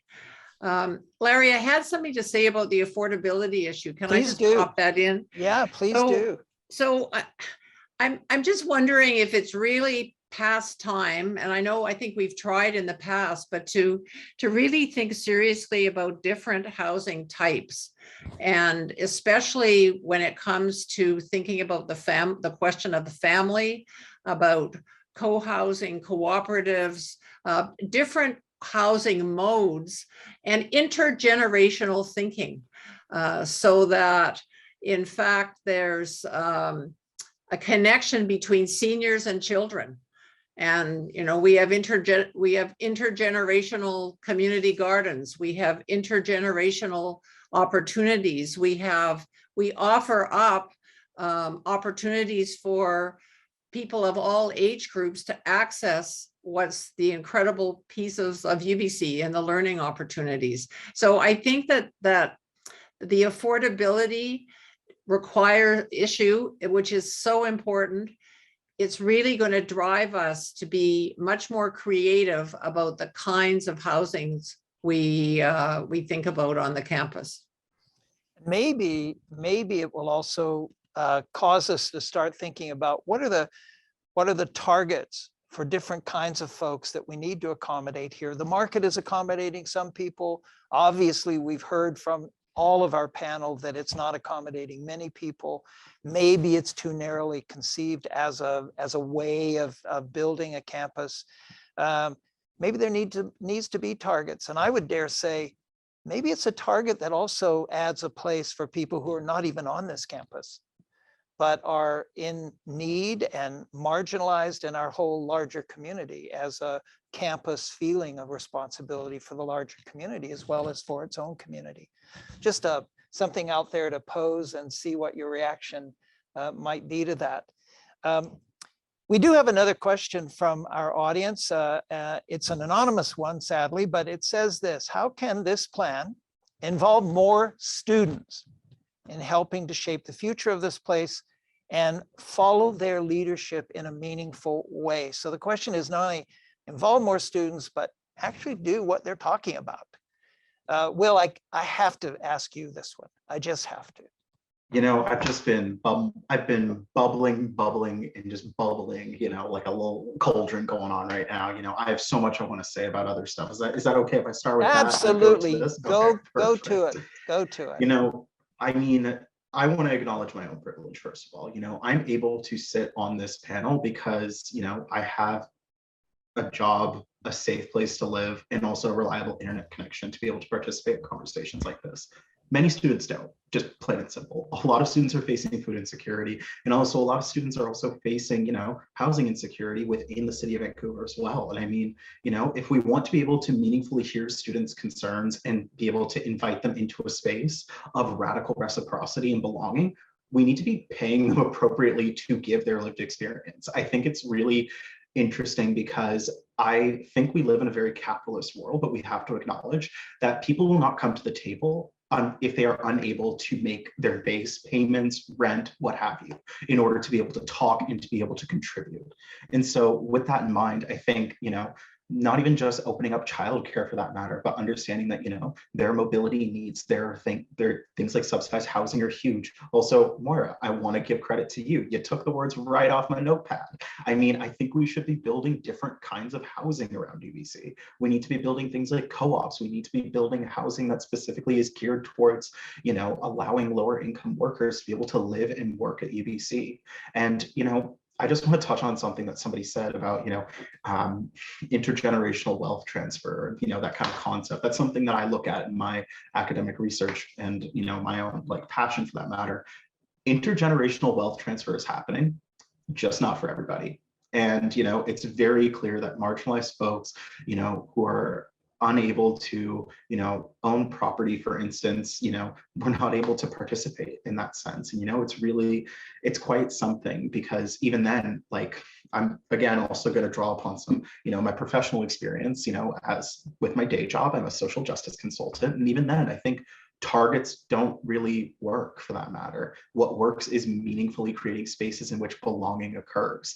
And that means that we need to be able to meet people where they are and understand that, hey, maybe we want, for instance, more Black folks to be able to, live at UBC. What are the barriers this group is facing? Why is it that they may feel that they are not able to participate for that matter?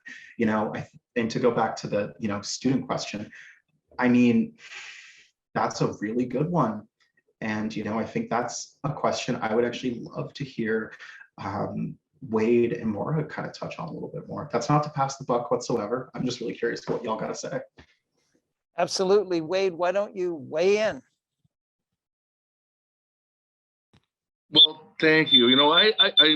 I'm really struggling because I was a student at the University of British Columbia for a number of years, but this was over 20 years ago. And like I said, I didn't really stick around on campus because I didn't really have that sense of belonging on there at the time. But I do recognize, and I see more and more people that go there. But to me, the campus has changed. But I see it has changed with input from people that are probably not going to the school. So I do really agree that students are the ones that should shape what the campus looks like. But as Will was saying, the inability for them to come to the table because they're so busy, because they have to take those jobs. A joke that I was told the other day, and my partner is 35 years old, and she she's still paying her student loan. I mean, the joke was that I took out a student loan to get a job, to get an education, to get a job, to pay back that student loan, right? And it's that cycle of not being able to afford those sorts of things. But so the engagement really isn't there. So how do we find that engagement, and how do we find the engagement for more people to come forward? I'm totally supportive of it. Do I have that? There's a high pitched noise coming from my mic. Anyway, I don't really have the answer for it, but I will be supportive in trying to find the solution. Is there a high-pitched noise coming from my mic? There's a little bit, but I could still tell what you were saying, and it was good. So don't worry about it too much. Moira, Will was suggesting that you weigh in on this. Sure. Well, the first thing that pops into my mind is something that we haven't done for a while on the campus, but we did maybe 3 or so years ago. Oh no, maybe it's more than that. Anyway, the idea of having design and planning challenges. So it's a little bit like hackathon, only we don't even hear that anymore, do we? But anyway, so an idea of taking a weekend. So what we did, we brought together first year undergrads, and then older undergrads, graduate students, and PhD students together. And we designed a Friday night, Saturday, Sunday kind of charrette activity. So by charrette, I mean an intensive design and planning activity, and took them through a what I would call a strategic design process. In this case, we were tackling issues of water and water availability and clean water, etc. But we could design a whole series of weekend kinds of charrettes, or to tackle Campus Vision 2050 and bring students in to the process. So the advantage would be not only are they going to contribute to the shaping of the campus, but they're going to also pick up some thinking skills that could be useful. The other idea is to really approach faculty members and get everybody on board with thinking about projects that relate to the future of the campus. And so that could happen in many different ways.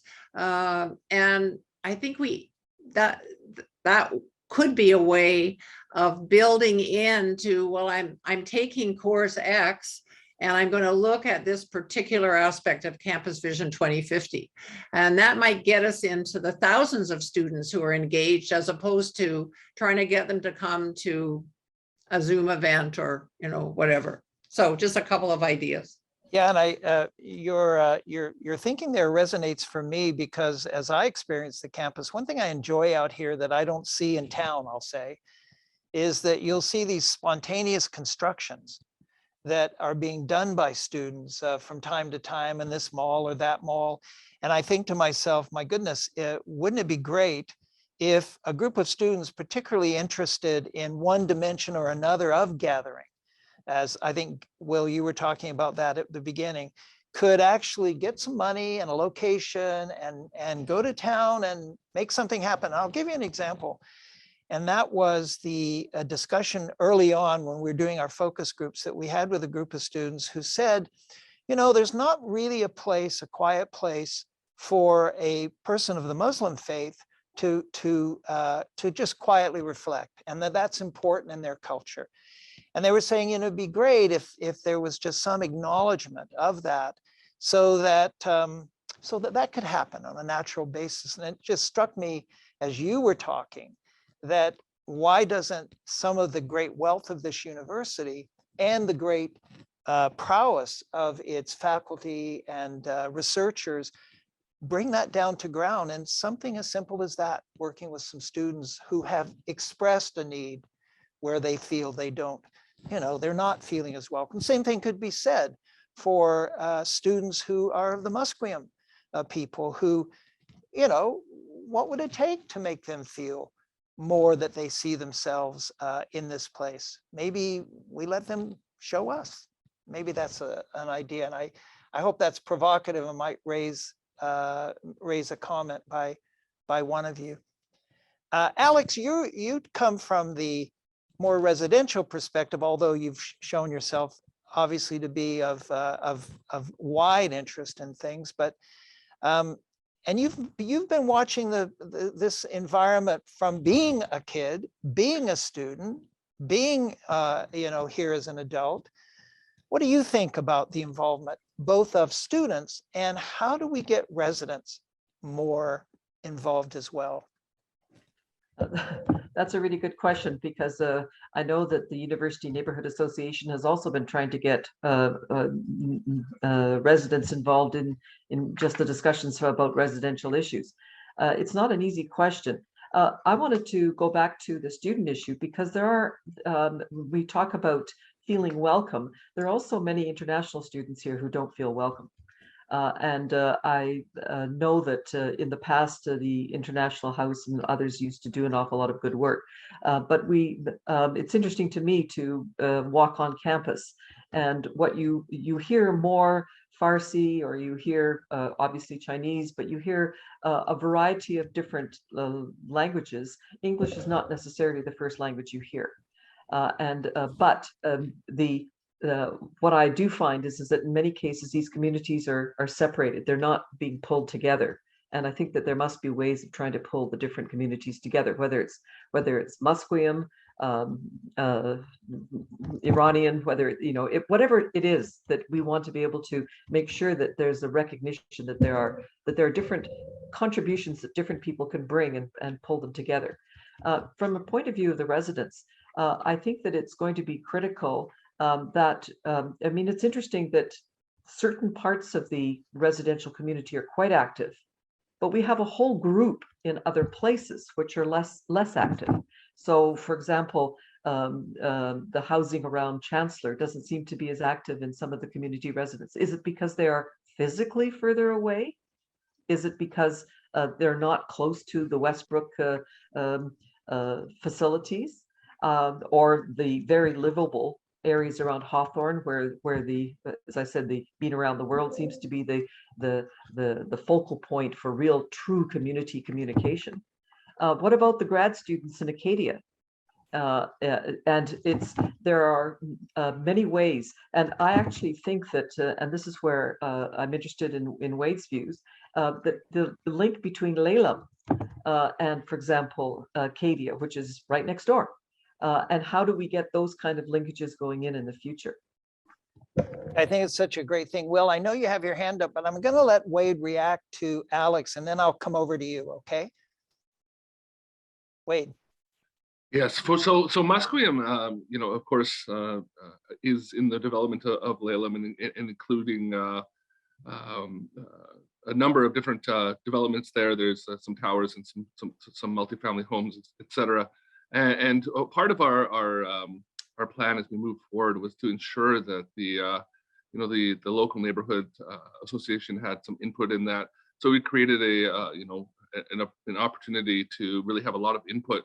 I started in that those community sessions when I was still working for Musqueam in 2011, 2012, and they were still going on until about 2015. We didn't break ground on Laleham until about 2019. So we really wanted to put the opportunity. But one thing is to really share who we are as Musqueam in those developments, so that we can bring a sense of our community.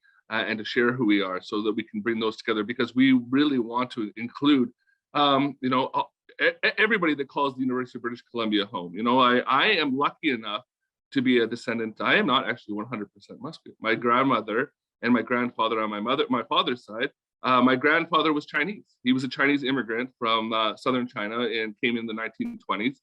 Of course, came here for a better life, but was told that, of course, he's not going to achieve that. He came down and worked on the farms in Musqueam, and one of the big things that happened was the cross pollination of our cultures.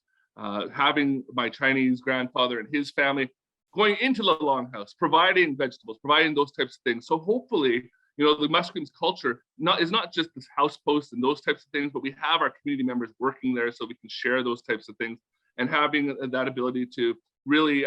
It's one thing to welcome people. It's another thing perhaps to have people feel welcome. And I think that's the issue that we need to really tackle, because Musqueam has the house posts, but there are no Musqueam people there to share that. And I think that would be a big opportunity. I just love the way you said that. And I just love the not just welcome, but make people feel welcome. That, to me, that's a powerful theme, very powerful theme. And especially not only in this campus, but I would say in our country. We're a unique country in this respect as compared to the rest of the world. Will, you've been trying to get a word in, and I want to make sure you do get that chance. I'm actually just getting a word in to kind of flag. I wanted to go ahead and, toss it over to Minelle. I saw that you unmuted yourself at one point. Was there something you wanted to add into this conversation? I mean, just kind of curious, that's all.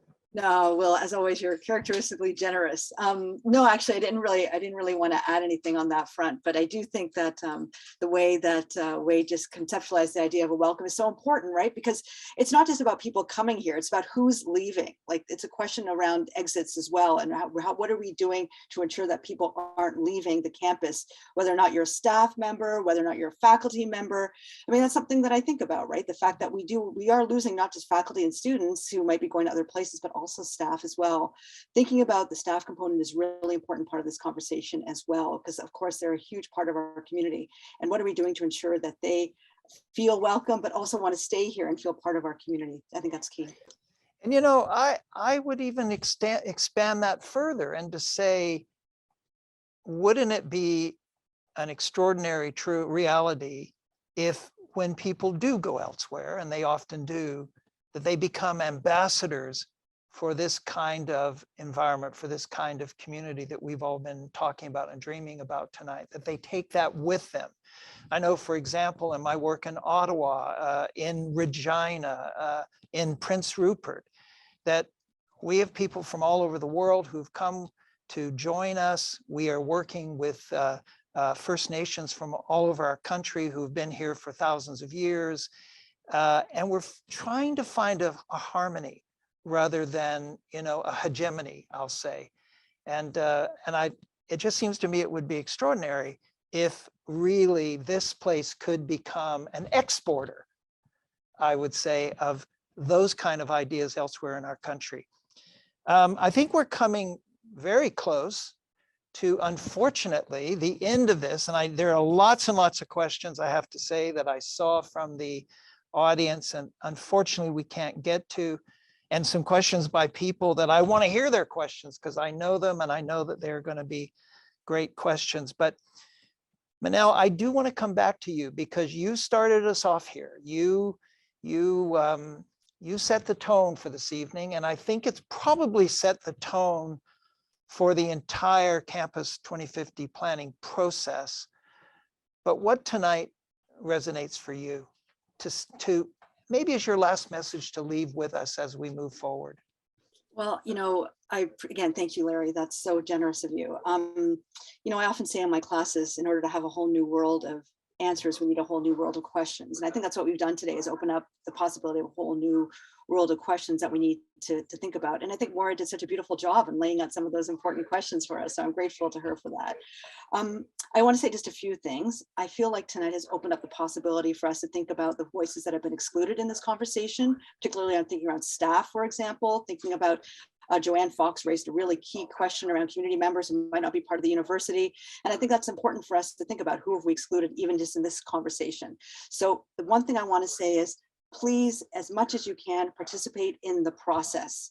I think this is an opportunity for us to intervene, to infiltrate, and to innovate, and to do so with a little bit of humility, with grace, with agility, flexibility, and radical listening.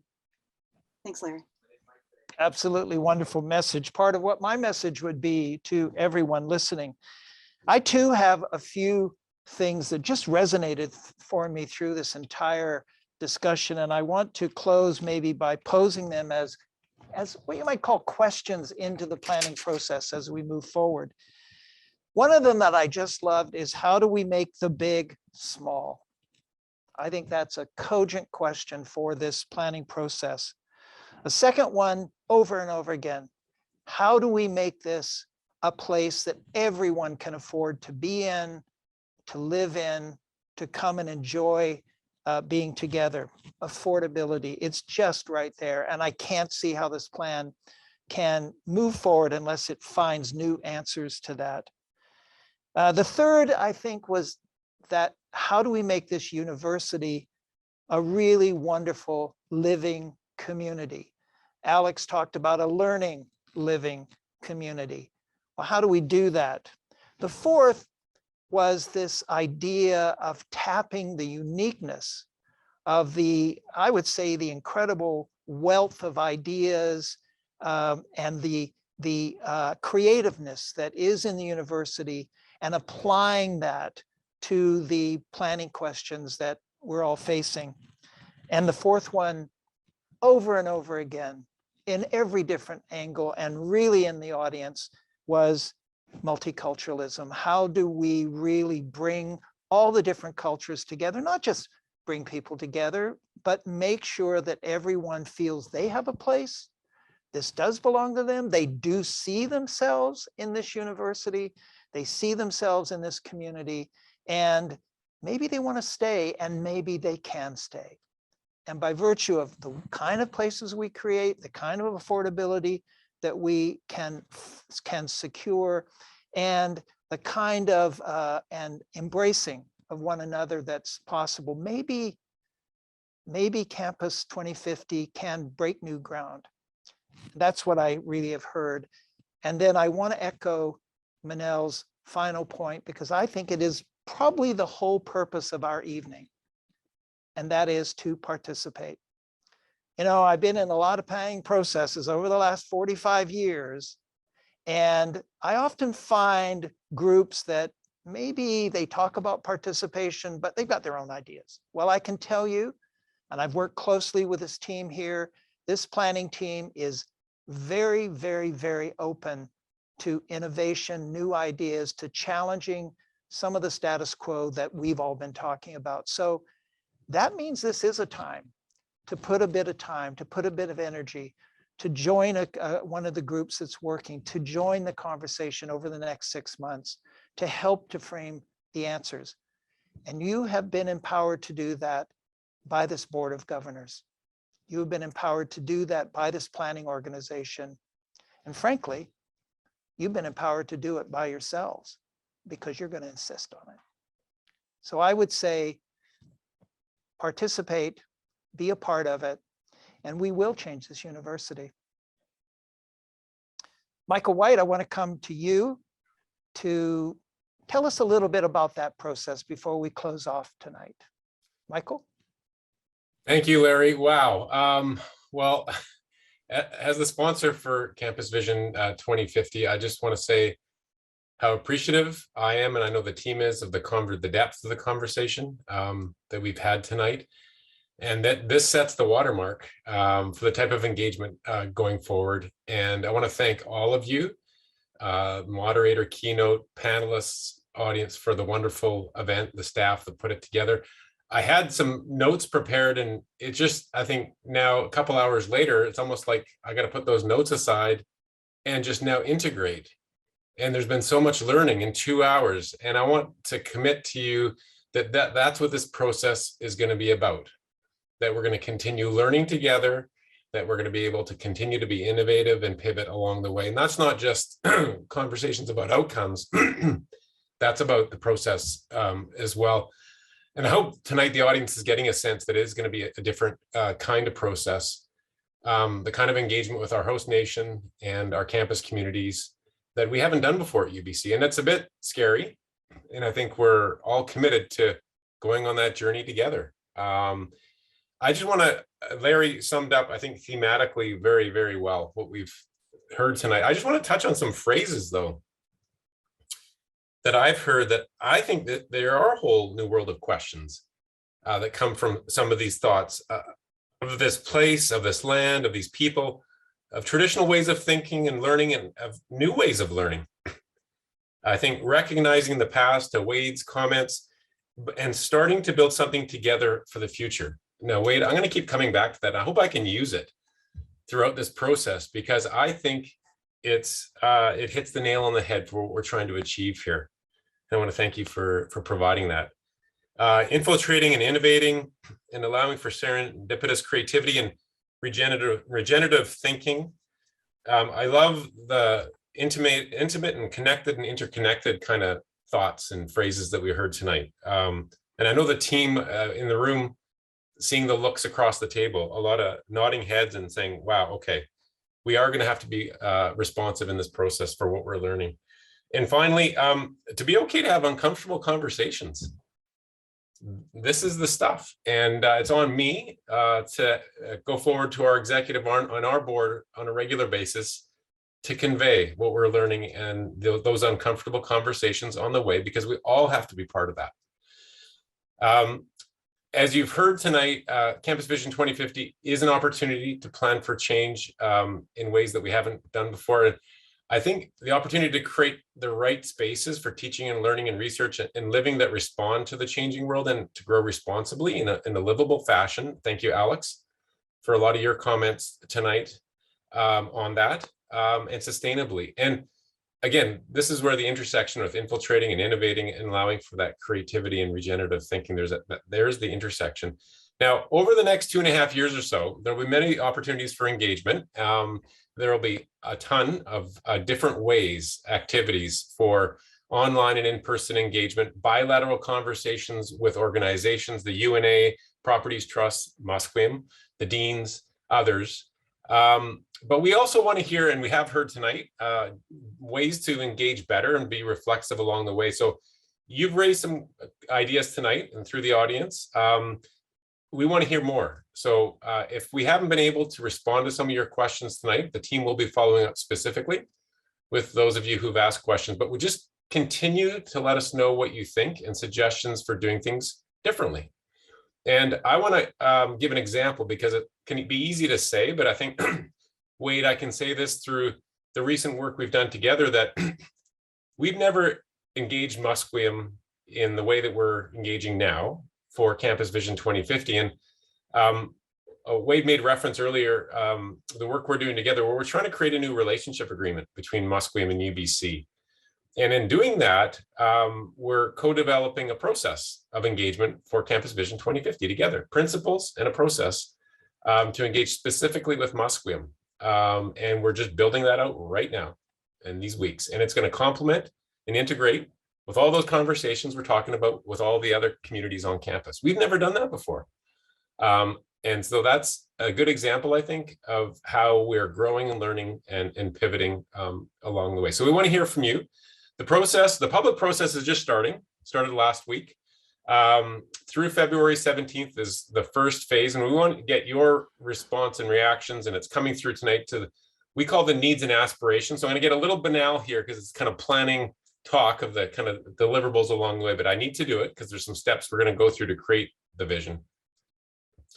Needs and aspirations, and those have been reflected in a preliminary terms of reference that went to our board in December. We're going to finalize those through June and take them back to the board, and the board's going to adopt these terms of reference. Those are the goalposts for Campus Vision 2050. What's on the table, off the table, principles that will guide it. And from there, we're going to go through a year-long process to create a vision together. After that, we're going to create a more specific 10-year plan. It's going to talk about where the pieces actually go on the map, if you will, and be much more specific. It's as simple as that, and it's going to be as complex as that. So this first phase is talking about the needs and aspirations, and that's some workshops. When you go to our website, and the team will put the link in the chat, having that discussed in the next few weeks, the needs and aspirations, heading into a second phase of engagement later in the spring, which is talking about principles. So needs and aspirations, principles, roll those up, send them to the Board of Governors in June with an updated terms of reference and say, this is the terms of reference for Campus Vision 2050. So there's two phases of engagement. I want you to go to our website and look at the different ways that you can get involved, including the workshops that are coming up. Like I said, from there, starting in June, the visioning phase will start with a whole host of ways to engage on the ground, online, and bilaterally with the different organizations that I've mentioned. And as I said, from there, we'll go to create a more specific 10-year plan. And in doing that, we'll go to the province for any updates needed to our official land use plan. So I want you to visit our website. I want you to contact us. The team will make available all of those links and emails. I personally want to hear from you. And I'm going to be personally deeply engaged in this process for the next couple of years. I want to close by thanking, again, our moderator, Keynote, the panelists, and the amazing team. Larry made reference to the amazing team that we have in campus and community planning that are guiding us through this process. Thank you very much, and have a good night. Great, thank you. Thank you so much, Michael. You know, the wonderful thing I've heard in your closing remarks there is actually your attitude of openness, that this is not an old-fashioned technical planning exercise. This really is what Minelle talked about at the beginning. This is dreaming and then making the dream come true. So that's just great. Thank you. Thank you. Thank you so much. I want to go specifically and thank each of our contributors tonight. A huge thanks to Minelle for setting this whole venture off in the right direction, in the right way. You're the best, Minelle, and I think you are going to make us do a new kind of planning process. I also want to thank the panel, Moira, Wade, Alex, Will. You just nailed it in terms of getting the issues out on the table. I kept seeing them reflected in the questions coming from the audience as well. You were right on it, and I really appreciate that. And I want to thank Michael and his team for hosting us this evening and making it run so smoothly. And I have to tell you, who these people are. They are so dedicated. Joanne Proff, the project manager, is always with it day and night.